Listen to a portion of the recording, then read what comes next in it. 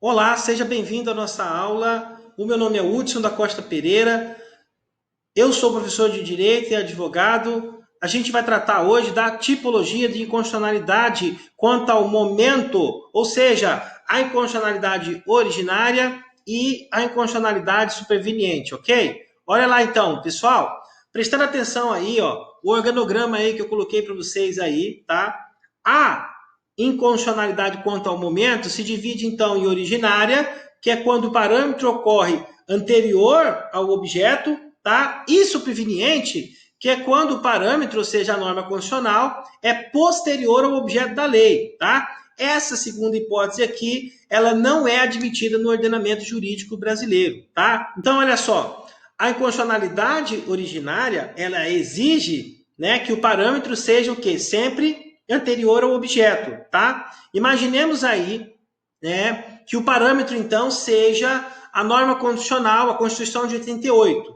Olha só, se hipoteticamente uma lei, então, for editada em 2007, ou seja, posteriormente, né, à entrada em vigor da Constituição, e a gente detectar a sua incompatibilidade, nesse caso, então, é possível a gente concluir o quê? Que essa inconstitucionalidade é originária. Por quê? Porque desde quando, né, a norma foi editada, ela já contrariava o quê? A Constituição, que é o nosso parâmetro, tá? Então, olha só, considerando aí que a Constituição já existia, né, no mundo normativo, é possível então a gente concluir então de forma inequívoca, né, que quando do nascedouro dessa norma aí, ela já nasceu viciada, né? Então, portanto, ela é inconstitucional desde a sua origem. Daí então a sua classificação por inconstitucional de natureza originária, tá certo? Vamos aqui um pouquinho para frente, que agora a gente vai falar então da modalidade da inconstitucionalidade superveniente, tá? Nesse caso aqui é o oposto, ó. O parâmetro, ou seja, a norma constitucional é sempre posterior ao objeto, ou seja, é posterior à lei, tá? Vamos tentar entender aqui o que é isso daqui? Olha só, vamos imaginar então que a mesma lei, né, editada lá em 2007, né, nascida na vigência da atual Constituição, tá? Portanto, em completa observância desta, tá? Então, vamos imaginar aqui então a situação hipotética lá, a norma foi editada em 2007, mas seguiu, né, o parâmetro da Constituição, portanto, norma compatível com o ordenamento constitucional. Digamos que posteriormente, então, à edição dessa norma, tá, hipoteticamente aqui, foi promulgada uma emenda à Constituição, a emenda número 69 de 2012, por exemplo, e daí tornou o texto da lei incompatível com ela. Vejam aqui que quando a norma foi editada, ela era compatível com a Constituição. Só que daí, né, sobreveio uma emenda à Constituição posterior à edição da norma, e daí, então, a partir daquele momento ali, é que a norma ficou incompatível com a Constituição, tá? O que acontece nesse tipo de situação aí? Né? Até então, ela era tida por constitucional. Eis que material e formalmente, né, é compatível com o texto constitucional. Só que, em decorrência, né, da mudança no texto constitucional, da emenda constitucional, ela passa, então, ao estado de incompatibilidade, tá? Então, olha só, nessa hipótese aí, então, diz que a lei perde a sua eficácia, né? Ela não é recepcionada, então, pelo novo ordenamento jurídico constitucional. Vamos passar um pouquinho mais à frente aqui, que eu ainda quero comentar um pouquinho mais sobre isso daqui, tá?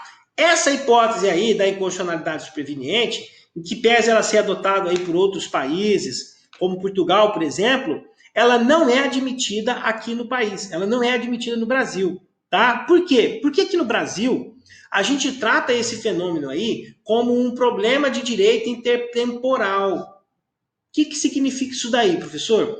Significa, né, que a incompatibilidade superveniente não gera a declaração de inconstitucionalidade, mas sim o quê? A ocorrência de um fenômeno que os doutrinadores chamam de não recepção ou de revogação, né, do direito anterior. Tá? Vamos tentar entender isso daqui na prática? Olha só o que o STF já disse a respeito disso daí, ó. Olha só o julgado aqui né? Constituição, lei anterior que contrarie, revogação, inconstitucionalidade superveniente, impossibilidade. Olha o que diz aqui a emenda, ó. A lei ou é constitucional ou não é lei. Lei inconstitucional é uma contradição em si. A lei é constitucional quando fiel à Constituição e inconstitucional na medida que desrespeita, dispondo sobre o que lhe era vedado. O vício de inconstitucionalidade, né, é congênito à lei e há de ser apurado em face da Constituição vigente no tempo da sua elaboração. O que o STF está dizendo aqui, então? Olha, quando ela foi editada, ela era constitucional, tá? Então, olha só, se lei anterior não pode ser inconstitucional em relação ao constitucional superveniente, nem o legislador poderia infringir a Constituição futura.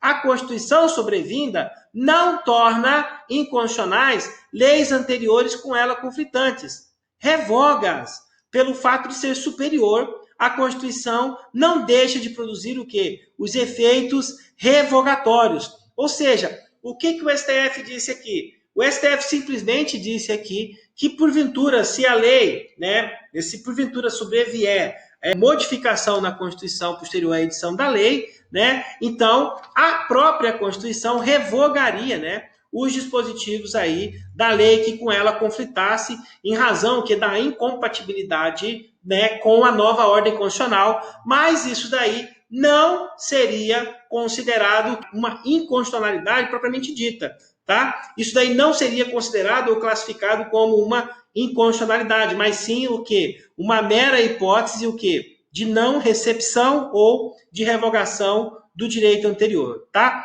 Esse julgado aí, gente, tá lá na ADIM 21.600, tá? Você pode até acessar lá no site do STF e conferir lá, tá certo? Pessoal, terminando então mais uma etapa da aula, daqui a pouquinho a gente volta, tá? Ainda tem mais ainda para a gente poder falar sobre controle de constitucionalidade, tá ok? Até daqui a pouquinho.